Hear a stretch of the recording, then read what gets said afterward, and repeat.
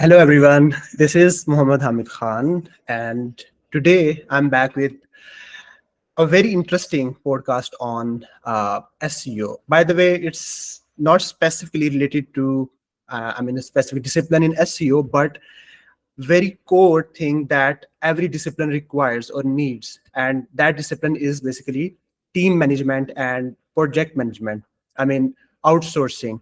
So, and for this, I have a very right guy who's sitting in front of me, and I've been following him for it's been quite a long time.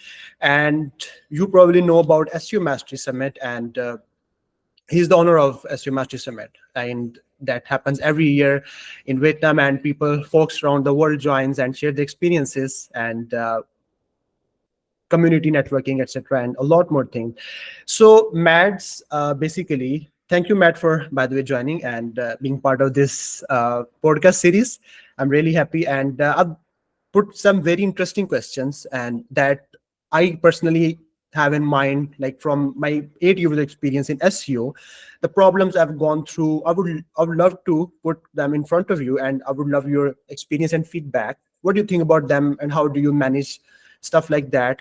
And but before moving forward, I would appreciate if you like give a bit intro about you, just some people who don't know maybe know about you, and then we can start further.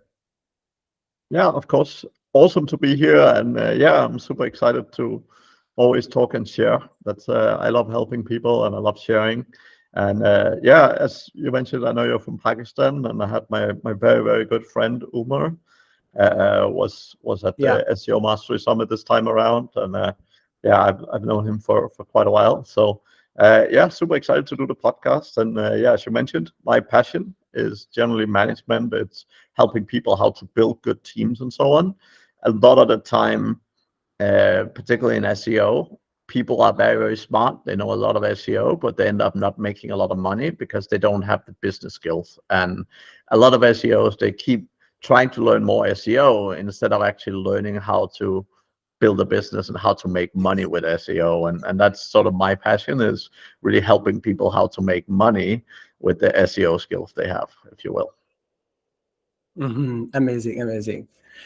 And like, what do you think? I mean, the importance of having a dedicated SEO team for a business today. I mean, what do you think about the importance of this? It depends totally on the business. I think SEOs both overestimate the impact of SEO and underestimate the power of it at the same time. So I think many Yeah. SEOs, because they live in the world of SEO, they think that companies can't survive without it, and it's the best investment ever. Reality is that for most companies, something like pay-per-click is often the fastest way and the most scalable way to see results. The thing about when you do PPC is like you spend some money, you make some money, and you often have a small profit if you do it well. Yeah.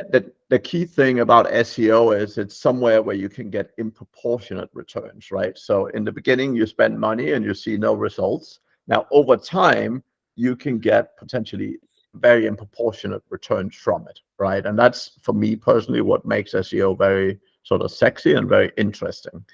But it's from a business standpoint, it's important to understand that concept, right? Like, it's not every business should do SEO. It doesn't make sense because for many Hmm. businesses, it might not be a worthwhile investment, right?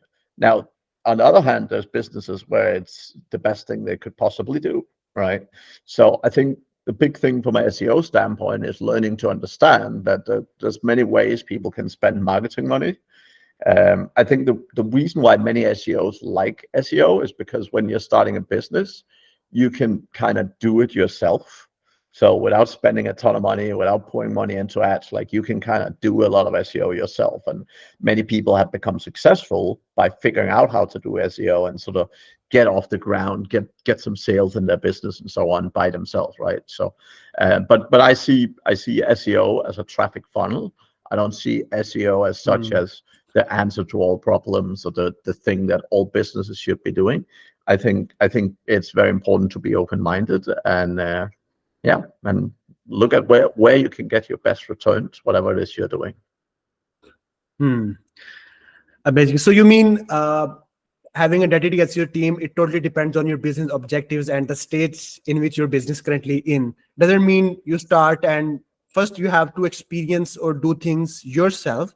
Once you got experience, like in BD side, in for example, you can say development side and SEO content on page and lot more stuff as well. Like first you start everything from yourself. Once you understand and once you know, okay, you know everything, now you can hire someone to do the same, or maybe some expert person. Even in that place, that would make sense. Is that correct? Yeah, you don't need to figure it out yourself first. My point was that people can, right? So if you're starting a small new company, you can figure it out yourself. I'm generally not a fan of figuring anything out myself. I'm a fan of always hiring people who are good at it, right? But the real analysis, like when you're starting a company, you want to sit down and say, well, what are the most likely good traffic channels based on the type of company and what I'm doing? Because, for example, if you're selling a product that people are not aware of, so let's say, I don't know, I have some new smart invention that people are not searching for, right? So Mhm. I don't know, let's say it will be a new way to dry your clothes. If people don't know about it, right, then they're less likely to search for it.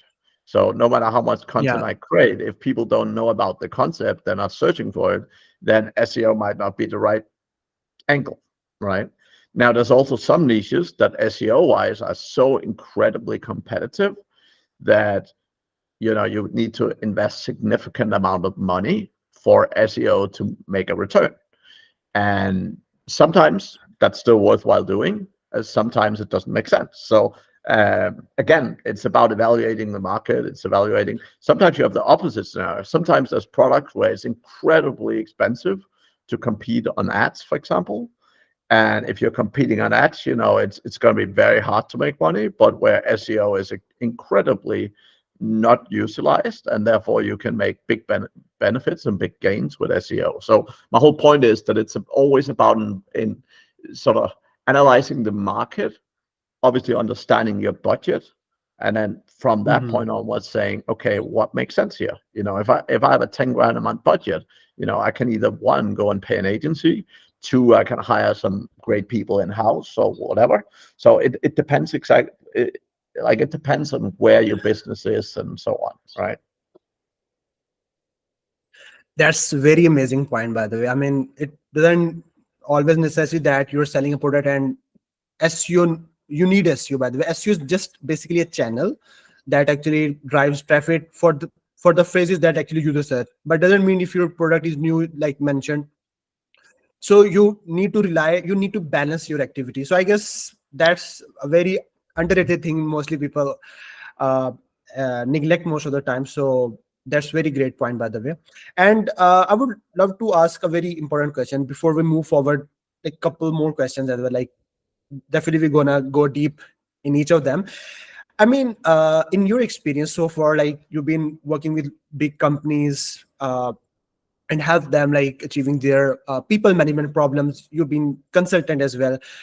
What are the like top challenges, I mean, you faced in building and you can say hiring or managing teams basically?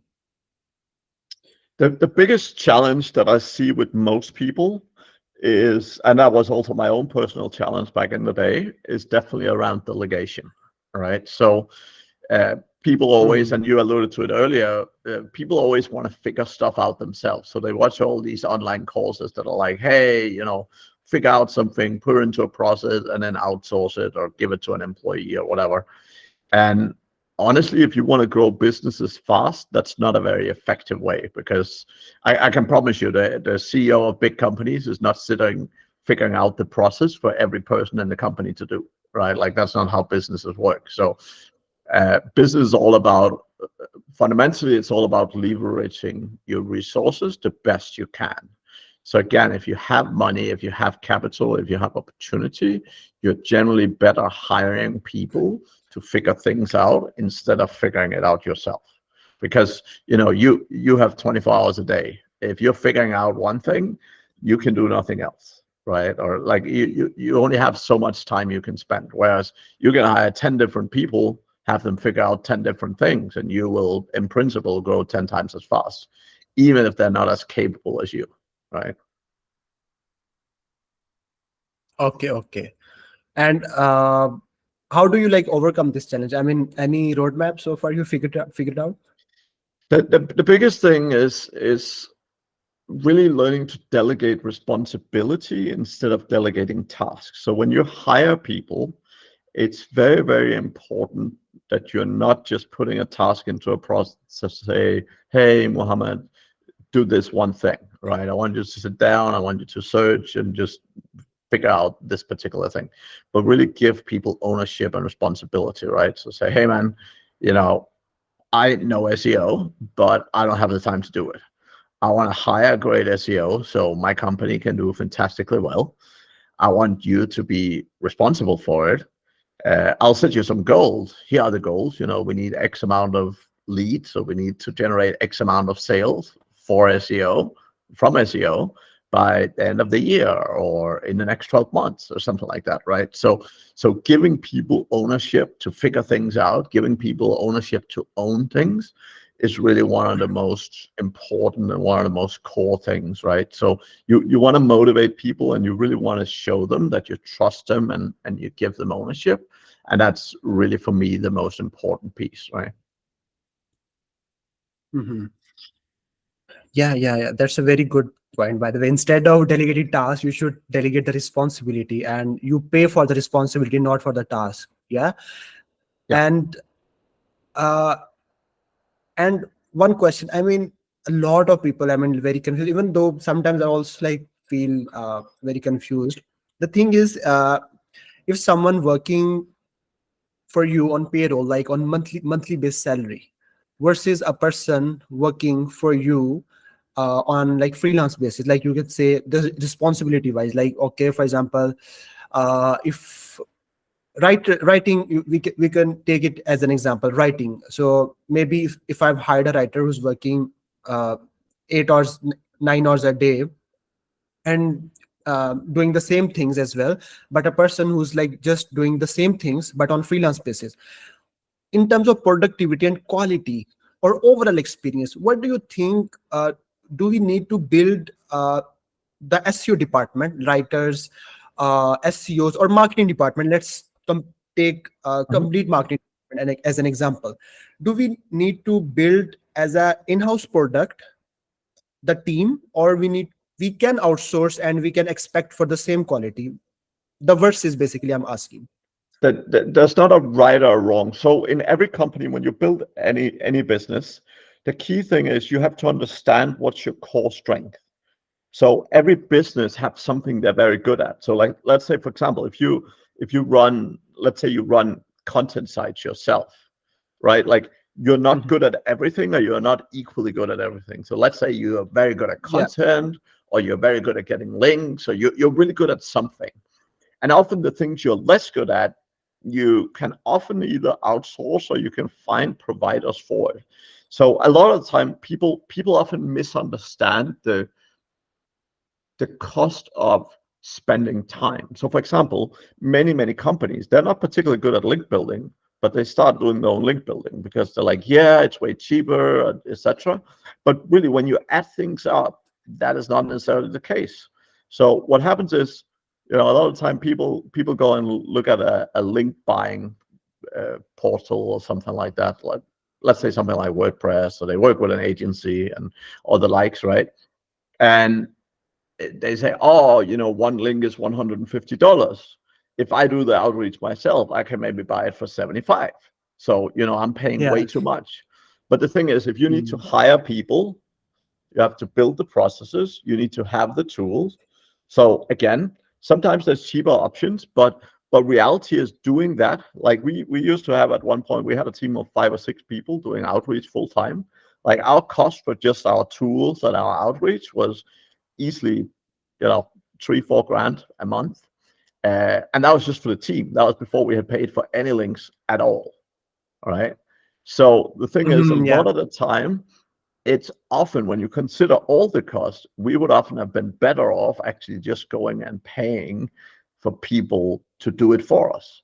right? Like, yeah, we had more control. Yeah, we had more sort of in-house order on things, but reality is it also took a lot of distraction, like from a whole company perspective, because we were spending a lot of time and energy on doing that. And sometimes things happen with the tool, or the process broke, or something had to be fixed. So basically, after we started just buying the links instead, uh, we could focus much more on the content piece, and honestly, we were significantly more successful, right? Because we could really, as a company, just focus on the content. We had one person, and not even a full-time person, just purchasing links.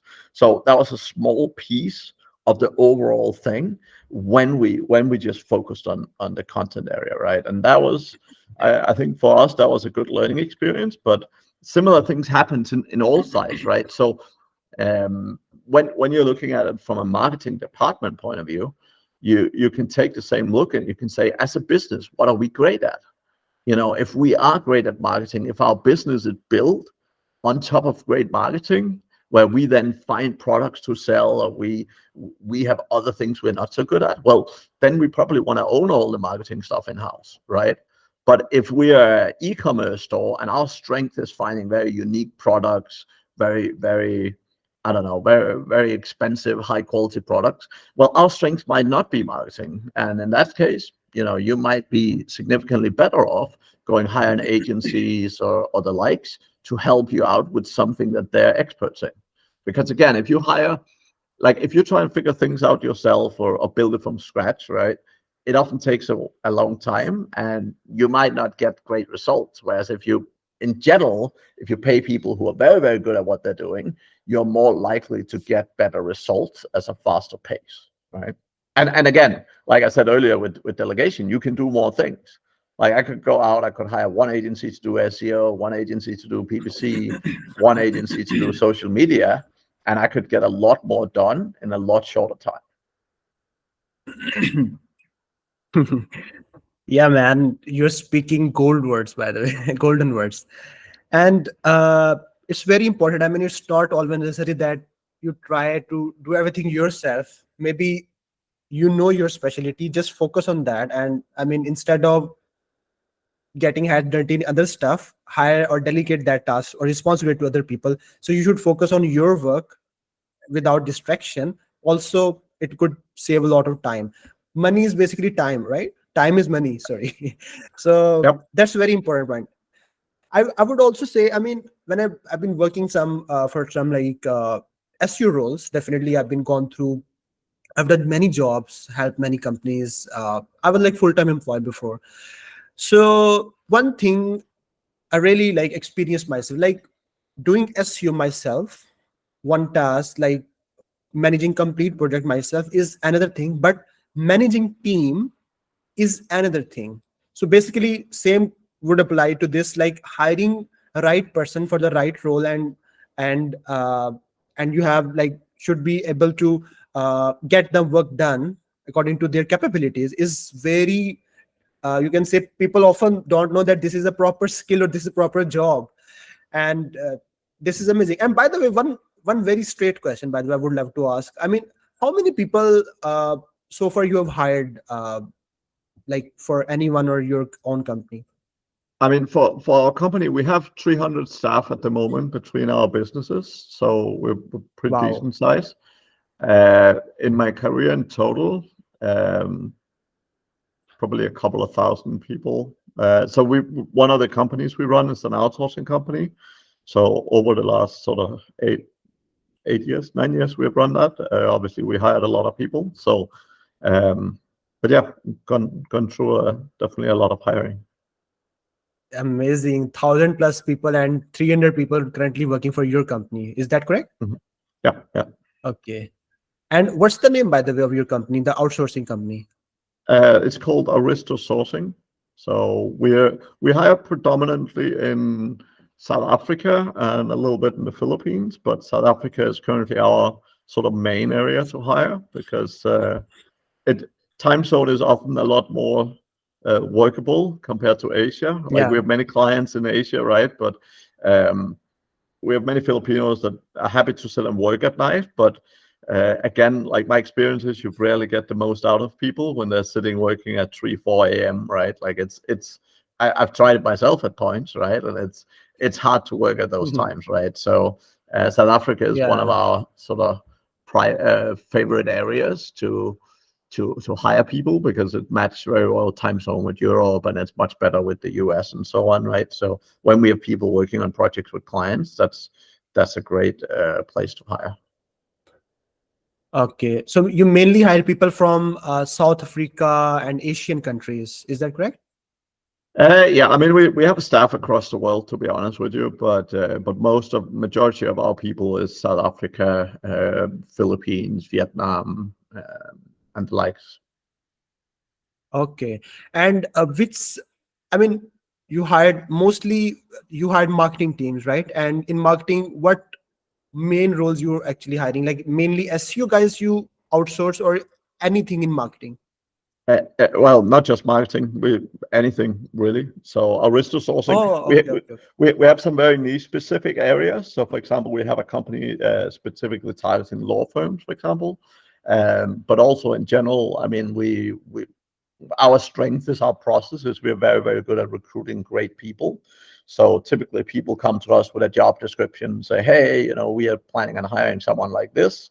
We could hire them here in the UK, or we could hire someone in the US, but, we would love to see what the alternative of hiring someone, for example, in South Africa would be comparable. Amazing. I see.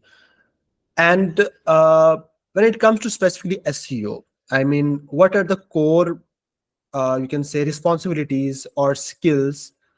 I mean, you look at in a normal, or you can say in a specific SEO guy, which you look for. I mean, because I mean, you know that this is a very big challenge. I mean, people don't know like what roles or responsibility they should look at in an SEO expert. So, according to your experience, what do you think? Yeah, so what I would say is we spend a lot of time looking at personality, probably more than anything. Because the thing is, Hmm. people can learn. So it's more about finding people with the right type of personality for the right type of job. So we use a tool Hmm. called heyramp.com. And heyramp.com, Hmm. we do personality test with people up front. And for most SEO jobs, there's two types of people we hire. We tend to hire conscientious people, and that's typically people who are very detail oriented, very, very sort of nerdy developer, accountant type of people. And those are very good for certain kind of roles and certain kind of jobs within SEO where detail orientation is very important. Then we hire dominant people um, in many roles, and that's often roles where it's much more, instead of necessarily getting everything perfect, it's much more about execution and moving forward and taking action. So that's the two kind of personality traits that we typically look for in people when we hire them. So we are basically, to summarize it a little bit, is we're either looking for people who are super driven, super action takers, or we're looking for people who are very, very detail oriented and very perfectionist. Those are the two types of people that often works well within SEO. Mhm. And you try to look like a 360 degree SEO expert, or like specifically an outreach expert. You prefer more one specialist, or you prefer jack of all? So here's the thing: organizations exist for the specialization of labor. What that means is Hmm. that uh, fundamentally, the ideal scenario is that you break everything down into a process, and then you break the process up into steps. Because, like, let's Hmm. say you hire a person and you want them to get really good. Like, it takes a long time to learn SEO, right? So if you want to learn all aspects of SEO, that takes a long time. But if you break down a process, if you break down what you're doing and you say, okay, let's focus on content, right? What aspects of content do we have? Well, we have keyword research, we have writing the content, and then we might have editing the content.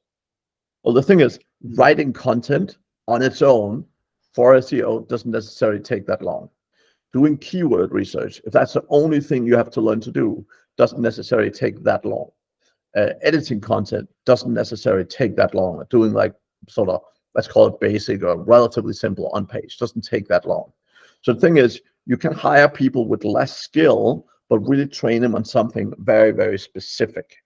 Obviously, at the top, either yourself as a business owner or someone in the company needs to obviously have the overall view, right? So if you don't have anyone in the company that know anything about SEO, obviously hiring someone who only know a very specialized area is very difficult, right? But it's important to start with the end in mind. So the end in mind is always trying to break things down.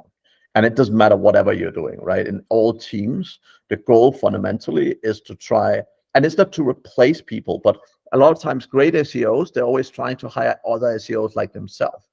And the problem is if you have another one like yourself, if that person leave, you're in a very difficult space because it can take very long to hire a good replacement, right? But when you break things down into good processes, then it's much faster to replace people. Or if you have to scale, you can hire people much faster.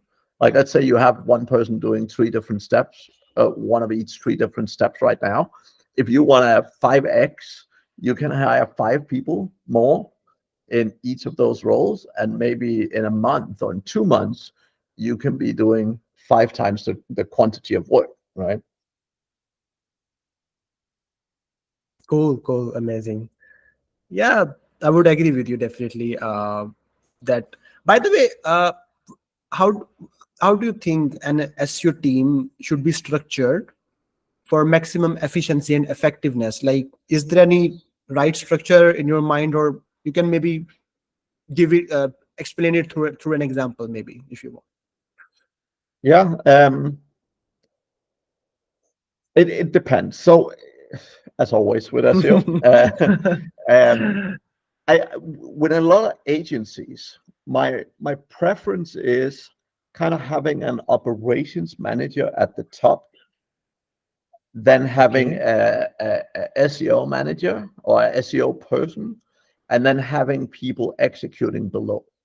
And the reason for this is most people who are great at SEO are not necessarily great at running operations. And like SEO is a Yeah. very specific skill set. So a lot of the time, having a good operations manager who's good at making things happen is often a great model to get the most out of a great SEO. So if you have a very good SEO who's sitting figuring out what are the plans, what are the actions we need to take, and then have an Mhm. operations manager that actually works with the team.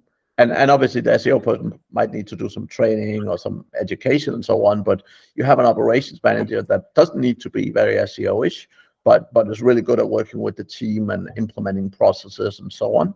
That's often the most straightforward way in an agency. If you're dealing with specific SEO in-house teams, it often ends up being an SEO that early on starts hiring people to help them, and then you often have an SEO that then start hiring. Again, it's about for that SEO to look at their strength. So let's say you have an SEO that's great at content, but links is not their strength. Maybe it makes sense for them to hire a person to do links, or maybe it makes sense to find the links externally. On the other hand, let's say link building is their strength. Maybe it makes sense for them to hire writers, or maybe it makes sense for them to hire a content person or the likes, right? So um, it's always about looking at strengths and weaknesses and then trying to understand how you how you build growth really. I think that's the right way to say it. Hmm. So basically saying one operational manager like head of marketing could be, and then SEO manager, like under head of marketing there could be social media manager, there could be PPC manager, SEO manager, content manager, right? And under each manager there could be specialists. Like in SEO there could be one outreach specialist, one technical SEO, one could be like anything like random tasks. You can say some Yeah. assistant as well. So yeah, I guess, but it also depends like how big your company is. If your company just like a startup, probably you just need one SEO guy and one writer or two writers. So it also depends, by the way, your objectives as well. Maybe your main focus is on not on blogging like through SEO, but maybe on content marketing through social media. So Mhm. then you need Yep. to hire more people around. So I guess you need to first decide or set your priorities or objectives coming 6 months, coming year. Maybe it's always good if you specify the time more, like not just 3 months, but at least for 2 years. So you, for the 2 years, you do budgeting and everything, then you put resources in place. And definitely it takes also time to hire good resources.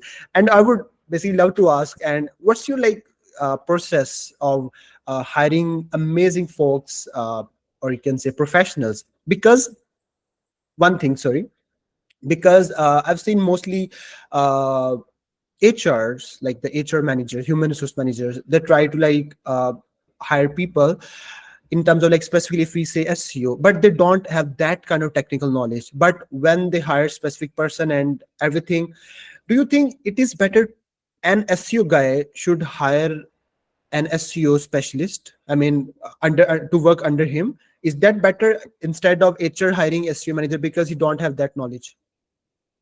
So honestly, again, I often take attitude ahead of skills any day, right? So yes, SEO is a relatively complex thing. Um, People who are significantly less skilled with a significantly better attitude often get much better long-term results, right? So I think the biggest challenge most people have is when they hire, they end up hiring people who have the right resume, aka they have done it for a long time, but they might not be the right fit. So the key things that we look at is number one is personality. So again, as I mentioned earlier, um, from a hiring standpoint, not just SEO, but at any point in time, the person Yeah. who the individual will report to should make the final hiring decision. So what that Mhm. means is you can have HR helping in the process. So let's say you have HR, interviewing a bunch of people, and instead of an SEO manager having to interview 100 people or whatever, you can have HR sort of interview people, find people with the right sort of values, right kind of experience, and then they can go to an SEO manager and say, hey, we have 5 great candidates for you, right? And then but the main thing is that if you're managing a team, an SEO team, you should make the final hiring decision yourself, right? Like it should never be in a situation where someone come and hand you a person and say, oh, Paul is your new SEO. Like that should not be the case, right? So you should always have influence, and ideally make the final hiring decision when it is happening within your team, because as a manager, you're responsible to make that person perform.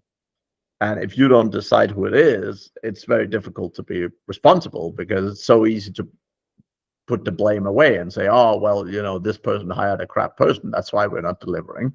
So it's so easy if you don't make that choice as a hiring manager, it's so easy to put the blame on failure elsewhere. Mhm, mhm. So you think HR, is it HR or HR, by the way? Uh, Either works. Either works. Okay. Okay. So you're saying HR would help getting top of the candidates, like through social media streams, social media platforms, or any other, then under one pipeline based on set criteria. Okay, this is the top level requirements, and under who's like uh, meeting that requirements, then the SEO person will be notified. Okay, these specific candidates now can be discussed further with the position. So I guess this is what you're saying. Instead, SEOs start everything from scratch, like posting a job ad, and yeah, it's good if they provide description to HRs, and HRs would maybe filter out candidates on the set criteria. So the bulk or the manual process, whatever you can name it, SEOs basically could save their time, and that's why there's a specific role HR. And now that's a very good point. And by the way, it mostly happens that in any company it could happen, like for any resource, like in the interview and in the onboarding process, everything goes good, like person is technically sound, culturally fit, and attitude wise is also good, and seems like he has all kind of knowledge, like the practical as well. But when the job starts, like within few weeks, the things he were claiming, he or she, like he knows xyz amount of stuff and specialties, but when it comes to practical, things don't work like that. Because I can say that I know this, I know this, I know this, and theory is something different, practical is different. How do you ensure that if a person is saying in an interview, do you like give an assessment to test that person, okay, he can do this job, or you just check his previous work and just based on the psychology, or you check that this person could handle the job practically? Or is there any specific tips you can maybe share with someone who's hiring? Because when a person get onboarded and starts his job, things totally change. He don't sometimes he don't know the thing he was claiming in the interview. What do you think about this? Yeah, so the I mean different roles are different, right? So certain things like Let's take if, SEO. yeah, let's say you're hiring someone like a technical SEO who needs to do some coding and stuff. Like coding, for example, you can test, right? So certain things it can make sense to test. Other things, like in most cases, the best thing to do is always ask for specific examples. So, if someone say, "Hey, I'm great at doing link building," and you're like, "Okay, show me some specific examples of link you built," and then talk through them. Say, "Hey, how did you go about building this? What was the steps? Like, what is the steps you're taking?" And reality is like with most people, I mean, honestly, most people don't necessarily claim that much. I mean, they might say, "Oh, I'm a great SEO," but when you actually start talking with them and asking them specific questions, they often will not be able to answer you, right? So, for example, if you let's say you ask someone like, if I'm asking you, if I say, "Okay, show me a website you worked on," and you open the website and you see there's 5H1s. You're like, hey, why do you put 5H1s on this page? Or, why have you structured things like this? And if they can't explain why they're doing things, that helps you understand that they probably don't know what they're doing. Whereas if they can say, hey, I put a H1 here, I had this paragraph because of XYZ, so you can often from conversation help understand.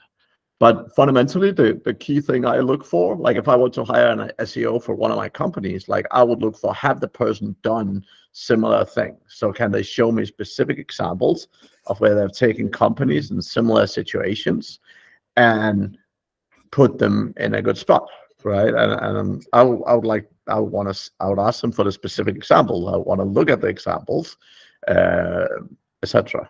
Right now, here's the thing: when you hire people, I mean, yeah, you can sometimes realize you hire someone and they're not the right person. Now, other things could happen. I've hired people where 2 days later their partner passed away, and they were in a very tough spot, and they were suddenly like, "Oh, I don't want to live here. I'm gonna move back." And you're dealing with humans, so stuff can always happen, right? The best thing to do is really learning to get to know people, learning to build relationships, and really learning to, like, particularly for more senior roles, right? Like I spend so much time getting to know people all over the world because when I'm hiring, I often know someone who can do the job, right? So we often don't do so much cold hiring as in just randomly posting jobs. A lot of the time when we hire, it's people we know, it's people someone in our team knows, it's someone somewhere that we have met, that we already have a bit of a relationship with, and we've built trust, and we've known the person over time. So yeah. Cool, cool. Yeah, that totally good answer. And like after you hired a resource, and what are the like KPIs, top performance metrics you track, or you can say that, okay, I've hired these 5 number or 10 number of people in SEO in department. How do you ensure that they're working according to expectations, or are they meeting KPIs or not? Yeah, so my goals, which is typically the goal for every single business out there, is leads and sales. So Correct. Yeah. most SEOs focus a lot on traffic, but the whole thing is that if traffic doesn't turn into lead and sales, it doesn't matter, right? Like many SEOs they always start by looking at the easy keywords. But if it's easy keywords that doesn't turn into sales, then it doesn't matter, right? So all businesses track how many sales are we making, how many leads are we generating. Those are the most core metric. So some business, like if you're dealing with an e-commerce store, obviously sales are relatively easy to track, right? Like you can see, okay, Yeah. we sold X amount of products, and you can probably even go in and see how many came specifically from SEO and who comes from other channels, right? Um, Other things can be a little bit harder, but fundamentally the core things to track is sales and potential leads, right? Okay, okay. And there are some conflicts and disagreements in SU team a lot, sometimes. By the way, how do you deal or resolve those kind of conflicts? Like if two SEOs, for example, or between content team and SEO team, sometimes you can say that SEOs has some certain type of requirements that, like in semantic SEO, I normally ask writer to write each and every sentence this way to structure, like each word has some many reasons like why this coming there, like the configuration we do.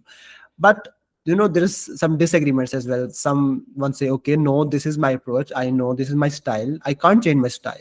In that case, because SEO requirements are always are also necessary to meet the certain type of search objective, but others team has also their experience they've been coming from. How do you connect them and make them on onto the same page? Obviously this is not just related to hiring, but managing the team to contribute to the overall of success of the SEO campaign.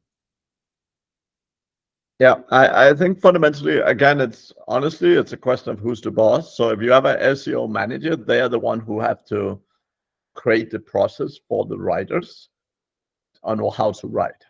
Now, if the writers don't want to write the way they need to write, then obviously you need to find some different writers, right? Just like if you tell your warehouse they have to package your product in a certain way, they have to package it in that way, right? If they don't want to package it the way you want, then you need to find a different warehouse, right? Yeah. So that's just a question of what does the person in charge says. So that piece is one. I was trying to think of as maybe a different scenario, right? So sometimes in many companies there's difference in let's say branding or the likes, right? Sometimes maybe your branding part of marketing want your site to look in a certain way, but SEO wise, that might not be the ideal scenario. So, sometimes you need to make some compromise between those and say, hey, we want to make sure that we have a header above the fold. And you might have a branding department saying, hey, we want a big fat picture of our logo in the top of every page, or I don't know, whatever. So sometimes you have some conversations around that. Again, honestly, it's a seniority question on the department, right? So it's a question of what is the choice of the manager who is responsible for delivering. So if you have a marketing manager who needs to deliver, they need to make the choice and say, hey, am I gonna favor branding? Am I gonna favor SEO? Is there a compromise somewhere in the middle? What's the right thing to do? And if the manager says, hey, we want to follow the branding because that's the most important for us, then the SEO has to say, okay, I'll do the best what I can do. If they say, okay, we favor SEO, well, the branding department has to say, hey, okay, we'll do the best for what we can do. So it's like choices like that is always managerial decisions. Uh, yeah. So it's like all about compromise and convincing, if that makes sense, because it's not always necessary that, okay, you stand on your point, okay, no, I'm not gonna work on this. You need to convince. Maybe healthy debate is always good sometimes. So I would say, because that's like if one people working, two people, the number increasing, more minds are coming closer, and everyone has their own way and style of working. So definitely disagreements are sometimes good. If there's Yeah. no disagreement, which means people are not taking interest in that product. Yeah, but So it's more about learning. It's honestly more about learning, right? Like the thing is, yeah, sometimes writers, as example, they don't know that they just write in a way they've always written. They don't necessarily know SEO. Or like, let's take a different scenario. Let's take a writer and conversion rate optimization, right? Sometimes you might be saying, hey, the way you write sounds great, but to make sure we actually convert people, we have to change it slightly. And again, hmm, if the priority is conversions, I mean, that happens quite a lot where you have a conflict between conversion and SEO. So there might be a certain way of doing something that generate more sales, but it brings down SEO. And again, I mean, in the end of the day, in principle, it's a financial decision, right? So in principle, it's, if you convert twice as many people, even though your traffic dropped 20%, that's better, right? Now, if it's the opposite, if you convert twice as many people, but your traffic dropped by 90%, then it might not be a good thing, right? So in principle, it always comes down to a decision based on either estimates or guesstimates or whatever, right? So people have to make choices, but yeah, it's not just about arguing your point for your sake, but it's about understanding. And the SEOs often don't do this. They don't understand what's the best for the business, right? And this is they why best what I they said. do best for the traffic. Exactly, and this is the thing. It's not always about keywords. It's not always about traffic. The question is Yeah. sales and leads, right? So, what are the best choices to make more money for the business overall? That's the only decision. And then, if you have a department with multiple people in a team disagreeing, then it's up to the manager to figure out you know, what's the right choice. Hmm. And I would say, like, it also it's also about matching the chemistry, or making connecting the minds. Like, if Mhm. you hired a totally new team, and after just a month, I mean, in the start, they should have disagreements. I mean, because they're all coming from different type of environments and their cultures, working environment and processes. It's like having good team building activities, knowing each other, how someone thinks, and also after a couple or 2-3 months, they would be on the same page. I mean, if everyone is willing to work for the betterment of the product, definitely everyone should. So I would say it also, time is also required to bridge them together on a specific outcome. So that's what I think from experience. And uh, also, maybe you've heard about a challenge like SEO teams, or any team, like working with cross departments like content. Like, how do you ensure your SEO teams works effectively with other departments like content, for example, like marketing, sales, or development? uh, is there any set of SOPs you've created, or what process you follow to ensure this? Yeah, it's about understanding, making sure you have good processes in place. So, um, yeah, I mean, if you have if you have an SEO and you have an SEO team, you want to make sure that there's good processes in place so that you can deliver consistent results. That's key. Yeah. Okay, okay, very short and sweet answer. Uh, yeah, I mean, it's not very complex. It's again, consistent delivery, figuring things out, learning new things, you always need to do. Hmm. But when you're having team delivering consistently, it's about having good processes that gets because the thing is, well, what you see sometimes is you see a company with three different SEOs and they work in three different directions. That's not effective, right? So obviously you can test new things, you can try new things, but when you find things that work, you want to put them into a framework so that you know that you can repeat the stuff that works over and over and over again. Mhm.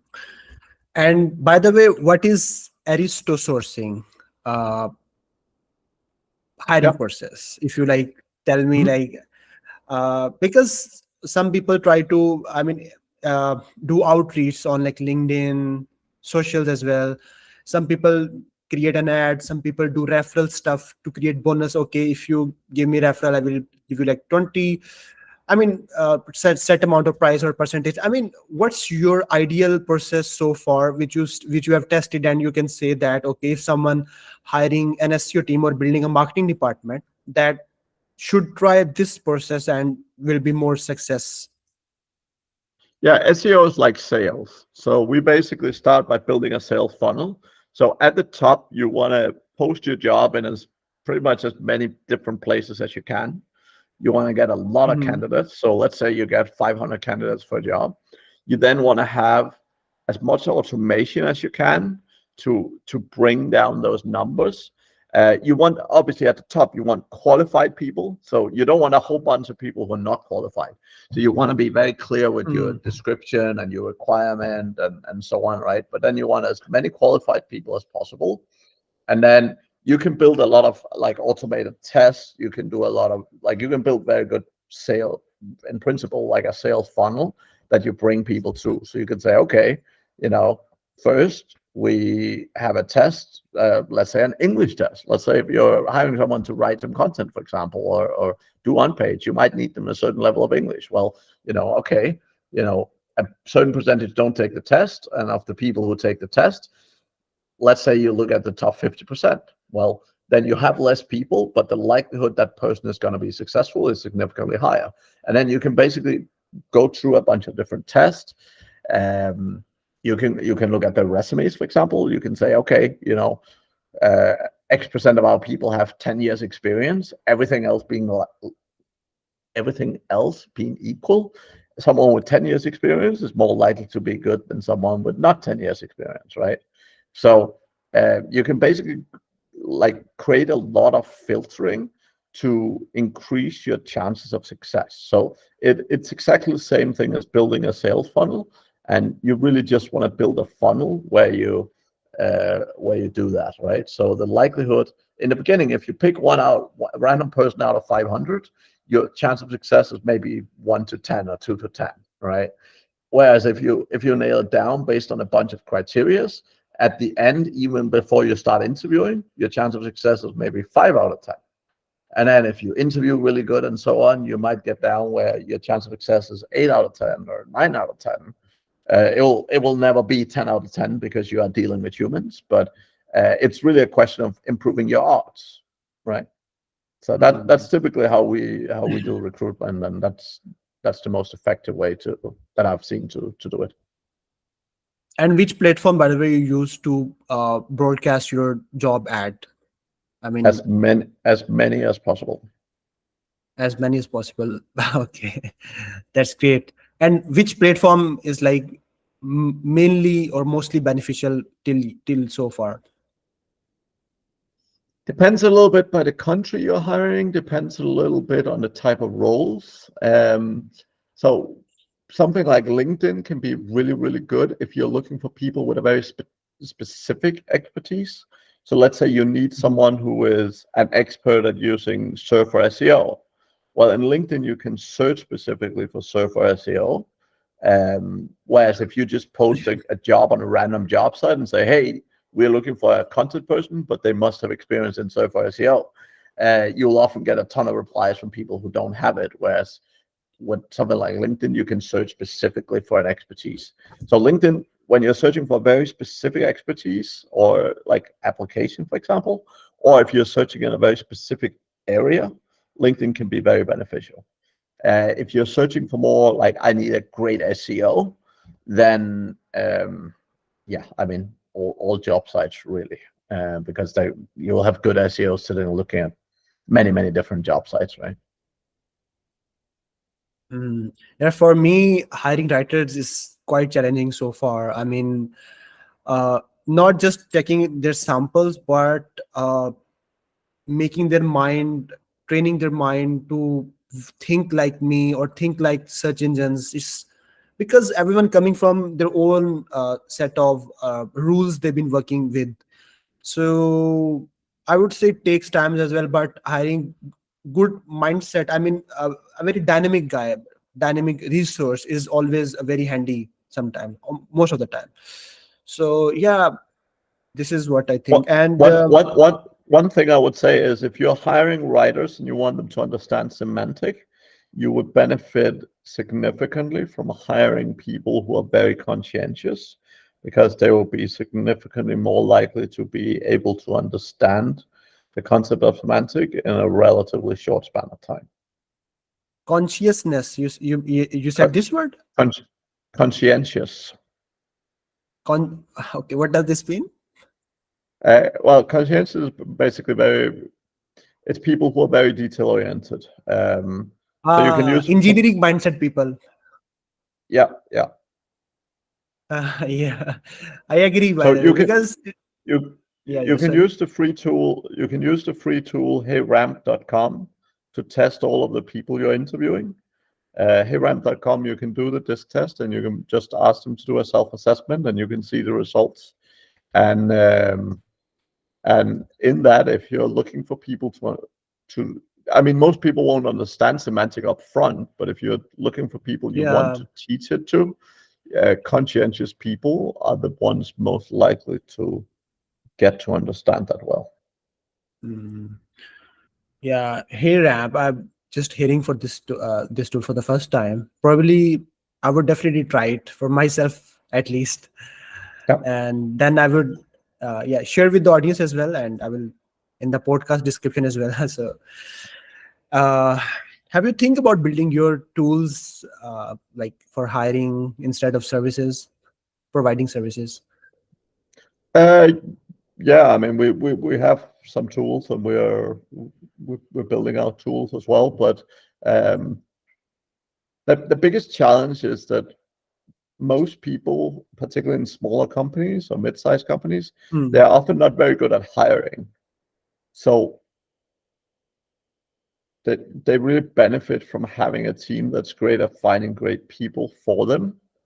Um, so that's often the biggest benefit. But also, I mean, again, the big thing about tools is there's a bunch of hiring tools out there. There's many, many tools. The common Mhm. thing with them is they often become quite expensive, right? So one of our favorite Yeah. tools is called Workable, but it's, Nick Jordan? no, no, no, that's WorkLO. That's a Oh, different tool. sorry. Uh, Okay, okay. I Workable, will but note it. a tool like Workable is easy to $300-400 a month, right? So if you're not hiring a lot, that very quickly becomes very expensive, right? Yeah, using tool maybe it's always better if you are doing or hiring on scale, but if you're hiring one or two people, then definitely time you need to spend some more time. And definitely, by the way, you shared some very interesting and very important, useful, valuable. But whatever I say, these tips will definitely I would definitely take them for myself and will improve my process. But who's ever watching this podcast will also, I mean, can improve their process. So let's, going to summarize this conversation. A couple of questions just wanted to ask for the future. I mean, what emerging trends or technologies you believe will shape the future of SEO team management? SEO team management specifically.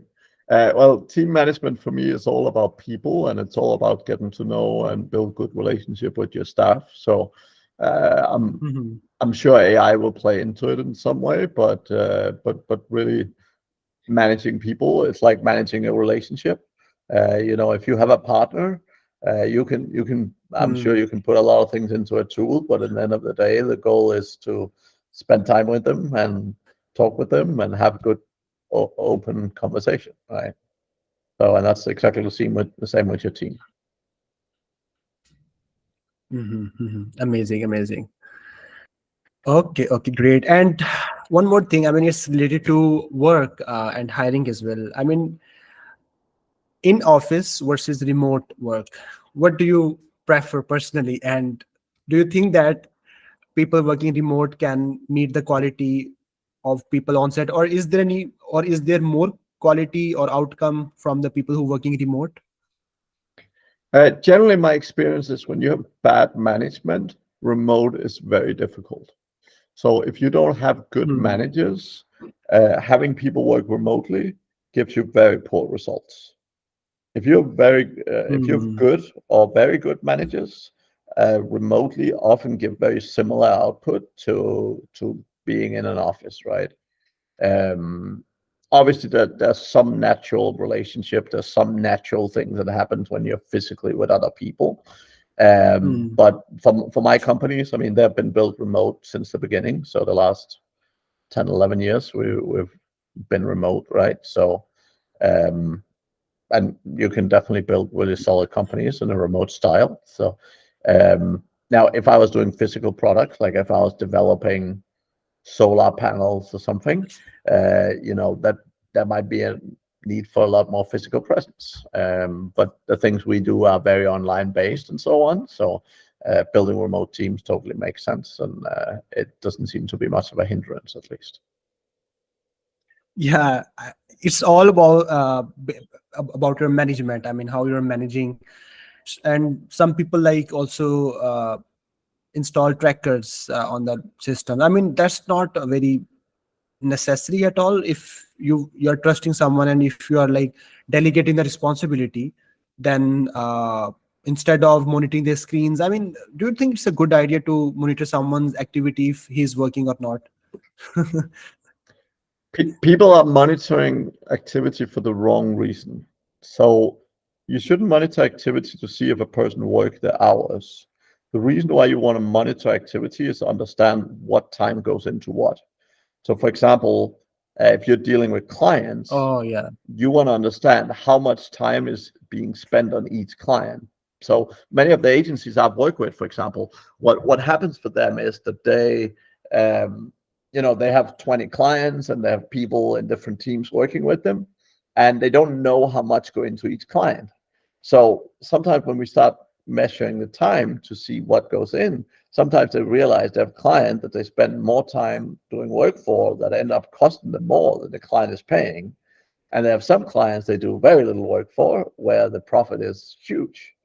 So the thing is, if Hmm. like the reason to measure time is to understand what goes where, so that you can understand, am Hmm. I prioritizing right or are we prioritizing right?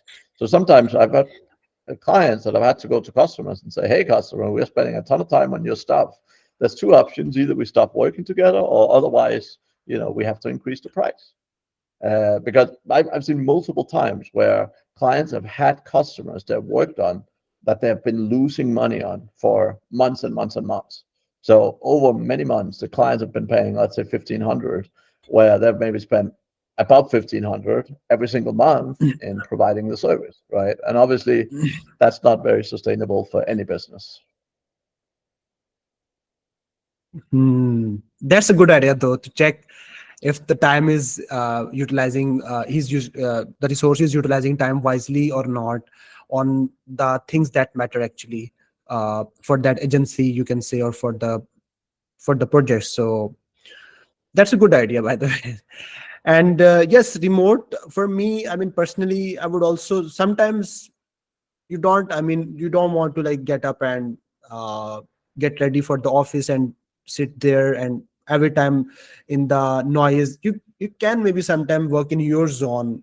Like remote work is like you can create your own space, and you can maybe, and some people say they can get more productivity while working from home or remote. So I would say it totally depends on your job description. I mean, job role. If your job role is to managing team and you are working from home, then probably it's not good, because you need to be there to see and to engage with everyone physically and speak verbally instead of meetings, do online Zoom calls, and like 2 3 hours call. I mean, after that your mind stuck into that, and you don't like uh, get productivity, because calls are like killing your brain to process into the productive side. So I would say physical environment, there is no alternative for that, but remote is necessary sometimes as well. Yep. Yeah. Okay, so I guess that's the whole stuff. But on the ending note, would you like to give any advice to the people or to someone who's looking to hire or lead an SEO team? I mean, what advice you would like to give? Yeah, I think again, I think most aspect of SEO is not super complex. People often try and hire very experienced people to, particularly when they start breaking down things, right? And you're often better in many companies, you're better hiring people who don't know what SEO is, but have a very good attitude and very good values that match your company, and teaching them from scratch, because they don't, like, as a good example, sometimes you have people that are like, yeah, I've been a link builder for 10 years. And you're like, great, I'll hire you. And they're like, yeah, I've built comment links for 10 years, right? And you're like, okay, that was not what I was looking for, right? So very often training people in your particular process and how you do things is often more effective. And like with our in-house SEO team, like we trained everyone from scratch, right? We have not hired anyone that had knowledge up front, but we built out a very solid process, and then we have trained people into that process. Hmm.